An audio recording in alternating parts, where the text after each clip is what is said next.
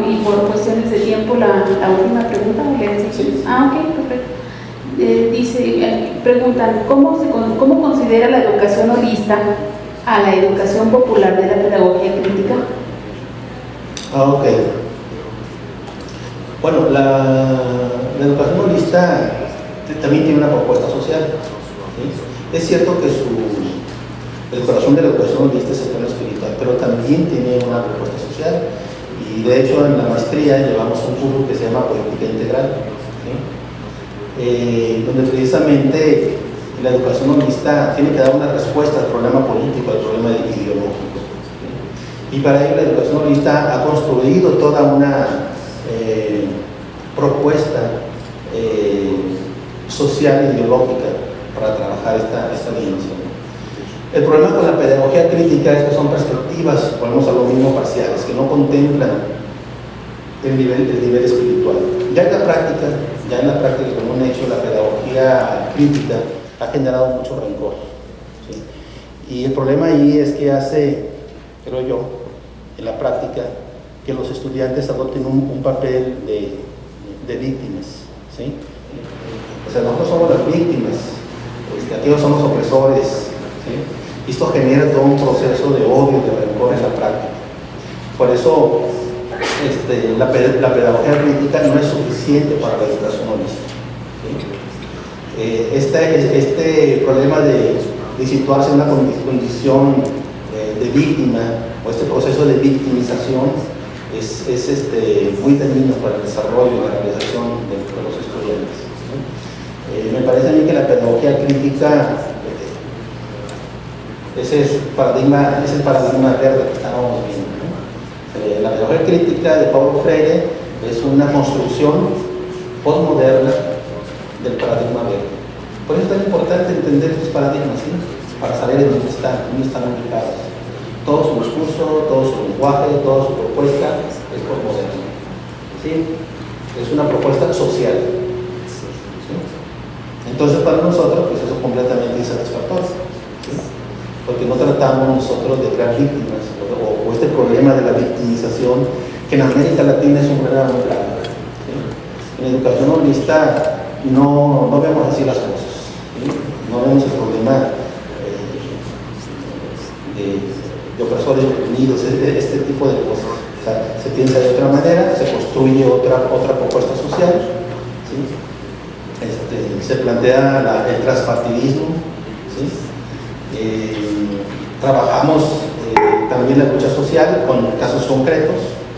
Por ejemplo, analizamos la vida de César Chávez en California, la vida de Nelson Mandela en Sudáfrica, el trabajo de Martin Luther King, incluso el trabajo de Dalai Lama, ¿sí? Y vamos derivando ahí las prácticas políticas espirituales, y que por cierto, estos políticos integrales, estos políticos espirituales son los que mejores frutos han dado, porque a veces dicen, hay educadores que dicen, sí, pero eso es muy utópico, llevar la espiritualidad a la política es utópico. Pero aquí lo paradójico es que los grandes políticos integrales que han hecho cambios sociales han estado inspirados, ¿sí? Desde la espiritualidad, ¿sí? ¿Qué cambios más grandes que los que hizo César Chávez? ¿Qué cambios más grandes que los que hizo Mandela o los que hizo Luther King o todos ellos, ¿no? Y más gentes que no se conocen tanto, ¿sí? Entonces, la mejor práctica política es aquella práctica política que está inspirada por el espíritu, y los hechos también lo demuestran. Sí, otra pregunta es, ¿cómo educar en la innovación? ¿Cómo educar en la innovación? En la innovación. Esto es bien importante, ¿sí? Esto es muy importante. Aquí es muy importante, otra vez, no tener, ¿sí? un paradigma sobreestructurado, ¿sí? Para poder trabajar en la innovación. Necesitamos, ¿sí? Meter dentro de los procesos educativos. Lo que pasa es que el proceso educativo no es totalmente predecible, ¿sí? Hay una filosofía en donde creemos que la educación la podemos predecir, pero la educación tiene mucho de caos, tiene mucho de incertidumbre, tiene mucho de algo desconocido. Y eso no es malo, eso es algo muy bueno. Entonces hay que respetar ese proceso, ¿sí? Por ejemplo, me he encontrado estudiantes, algunos están aquí ahorita, que los he conocido durante varios años, y a veces me han comentado, porque le pregunté a la maestra sobre este tema y me dijo, no te puedo contestar porque no viene en el programa. O si no viene en el programa, no lo podemos tocar. Pero nosotros queríamos hablar de eso, sí, pero no viene en el programa. Eso mata la creatividad, ¿sí? Entonces hay que entender que el proceso educativo lo debemos tomar, ¿sí? Y los programas también, como una ruta más o menos que debemos seguir, pero estar abiertos a lo nuevo, a lo creativo. Si los estudiantes quieren preguntar un tema que no viene en el programa, hay que abrirnos a eso, ¿sí? Y eso va a permitir que los estudiantes sean más innovadores. También darles responsabilidades, ¿sí? No permitimos que los estudiantes tomen responsabilidades, no permitimos que solucionen problemas, ¿sí? No les permitimos que asuman mucho de la conducción de su aprendizaje. Contestamos preguntas que ni siquiera hacen, no los dejamos preguntar. Todo eso mata la innovación y la creatividad, ¿sí? Entonces eso se tiene que cambiar para hacer que el proceso educativo sea un proceso mucho más abierto, más flexible, ¿sí? Donde los estudiantes tengan la oportunidad de opinar, valorar mucho el preguntar, ¿sí? Y incluso yo les diría, ya no puedo tocar ese tema porque se me acabó el tiempo, yo les diría que un elemento crucial dentro de la educación sería la meditación, ¿sí? La meditación es una práctica importantísima para ser creativo e innovador. En las horas de meditación es cuando uno tiene las ideas más creativas, más innovadoras, donde uno resuelve los problemas más difíciles, ¿sí? Entonces, si nosotros llevamos la meditación a las escuelas, ¿sí?, vamos a ayudar a que los niños, ¿sí?, sean mucho más creativos y mucho más innovadores, ¿sí? Los que hacen meditación ya se habrán dado cuenta que es precisamente cuando estamos en las horas de meditación donde de repente surgen muchísimas respuestas, ¿sí?, a preguntas que teníamos. Pero hay que entender muy bien esto, que la educación no es totalmente predecible, o sea, no la podemos predecir totalmente, o sea, eso no se puede hacer, porque entonces forzamos todo, ¿sí?, violamos todo el proceso pedagógico. Debe de haber mucha flexibilidad, ¿sí?, para ir siguiendo al grupo e ir tocando temas que si no están, pero si están en el ánimo del grupo de los estudiantes, hay que abrirnos a eso, ¿sí?, valorar mucho, preguntar, etc. Sí, ¿existen diferencias entre educación holística y holista? Sí, son dos cosas muy diferentes. Las razones pues son dos principalmente, ¿sí?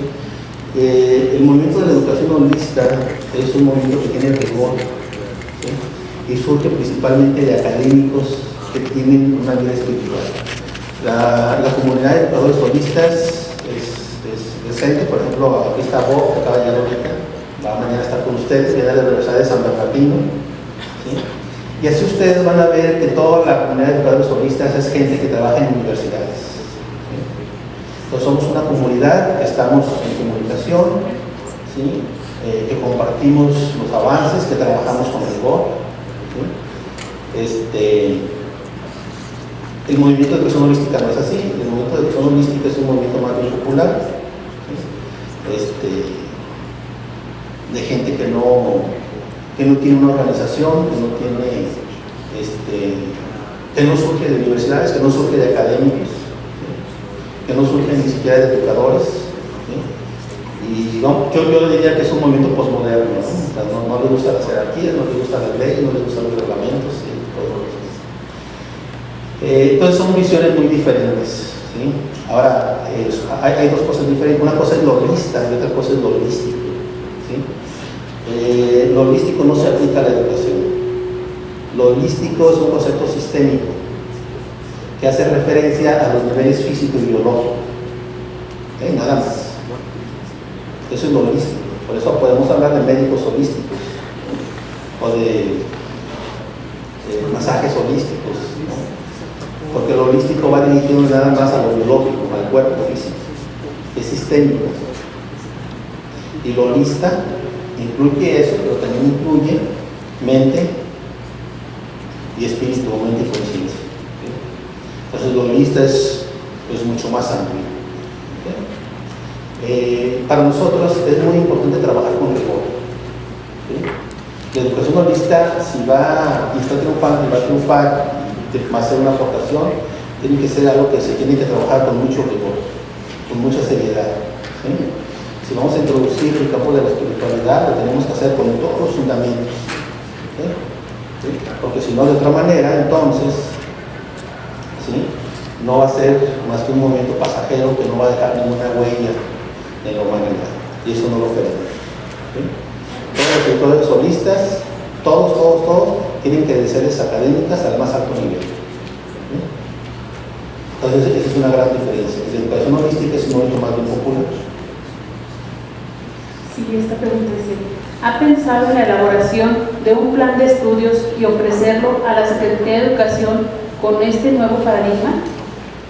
Sí, bueno, he tenido yo reuniones durante todos estos años con la SEP, con el CENTE, con universidades, donde todo eso se ha presentado, se ha evaluado.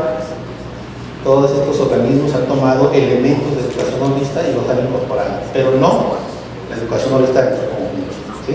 Han tomado elementos. ¿Sí? Entonces yo siento que estamos en ese proceso donde el sistema educativo cada vez está incorporando más elementos, pero todavía no la educación holista, ¿sí?, en su conjunto. Pero hemos tenido reuniones con todas las autoridades hasta el más alto nivel, y ellos hablan de esto. Sí, esta pregunta dice, la realidad entre los jóvenes es abrumadora. El placer por lo temporal les ciega ante verdaderamente importante. ¿Cómo trabajar con jóvenes rebeldes en instituciones más preocupadas por evitar la deserción que ayudara a los futuros profesionistas a enfrentar su vida con éxito? Sí, este es un problema terrible. Por ejemplo, a mí precisamente me preocupa mucho el alcoholismo en la secundaria. ¿Sí? Los niveles de alcoholismo en la secundaria son terribles. Y esto favorece a que haya una visión social donde el alcohol es permitido. La gente no piensa que el alcohol es una droga y que no necesitamos alcohol para nada. ¿Sí? Por ejemplo, no podemos estar dando clases con una botella de cerveza a un lado, ¿verdad? ¿Para qué serviría? O no podemos estar haciendo meditación con un tequila, ¿verdad? Sería absurdo. Entonces aquí tenemos un problema social muy amplio donde el alcohol es visto como algo permitido, sano, ¿sí?, incluso que da prestigio. Sin embargo, es una droga que hace muchísimo daño.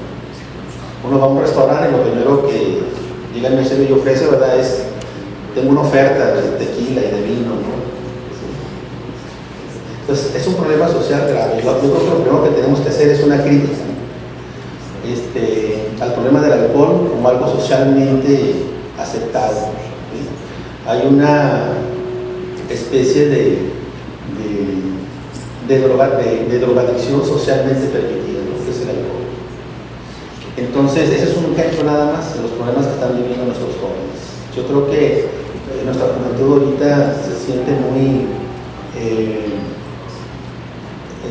desubicada, desorientada, sin claridad, muy perdida, sin opciones. Y es ahí entonces donde la educación holista tiene que llegar como una opción muy importante. ¿Sí?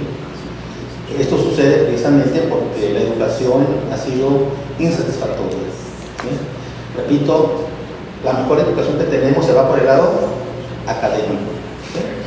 Te voy a enseñar inglés, te voy a enseñar matemáticas, te voy a enseñar historia, geografía, química, física, materias académicas. Pero eso tarde o temprano lo va a resentir, porque no se puede vivir nada más con eso.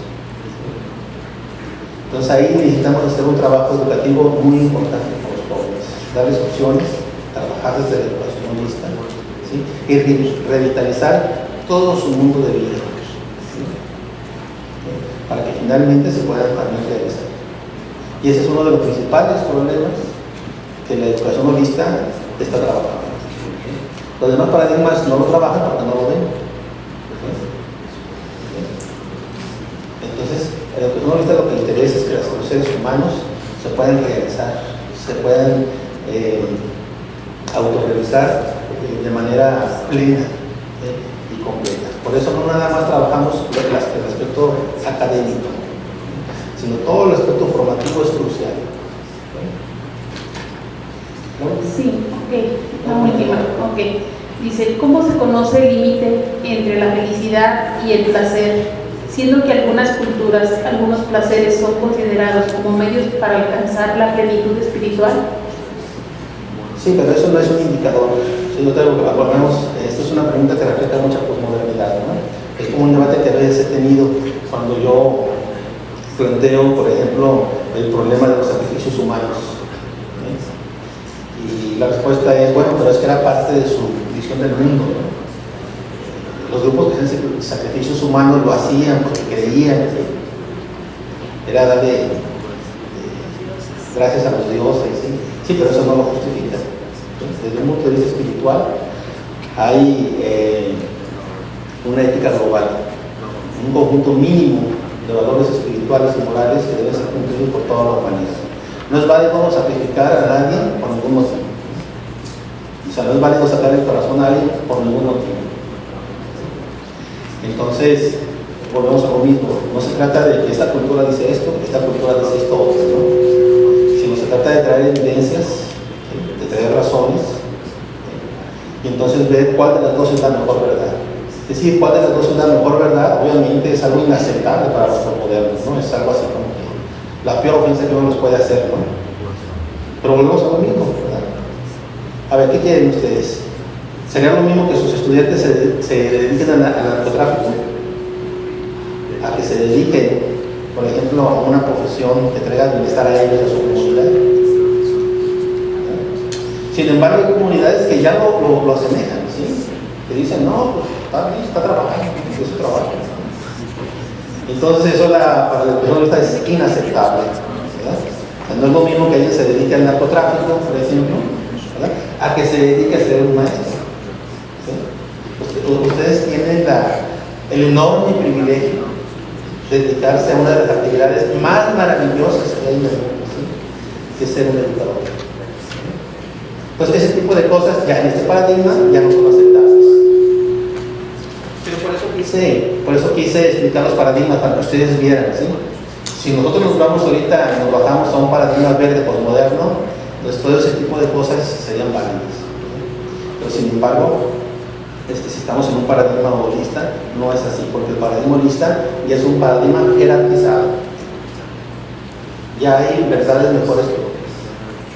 A ver, vamos a suponer que ustedes van a ir con un dentista. ¿Cuál van a escoger? ¿El que sea? Bueno, pues están haciendo una evaluación, ¿verdad? Tienen una jerarquía, ¿verdad? ¿Van a ir con el peor dentista o con el mejor? Si van a comer, ¿qué van a comer? ¿La peor comida o la mejor comida que les va a servir? Entonces siempre están haciendo evaluaciones, siempre están jerarquizando, ¿sí? Eso es lo que los posmodernos no entienden, ese debate que tenemos con ellos, ¿sí? ¿Sí?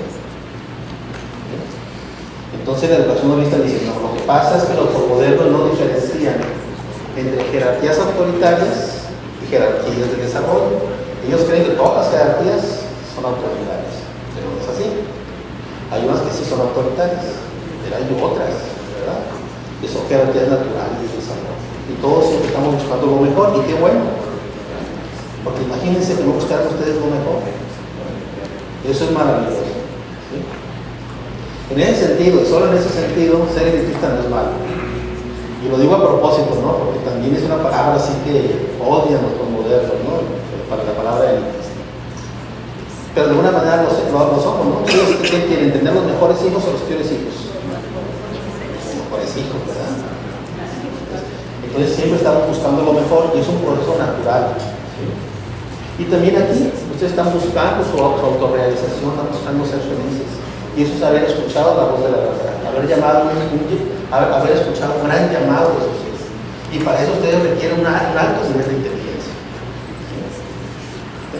Y la inteligencia aquí va ligada con la ética, va ligada con la bondad y con la compasión.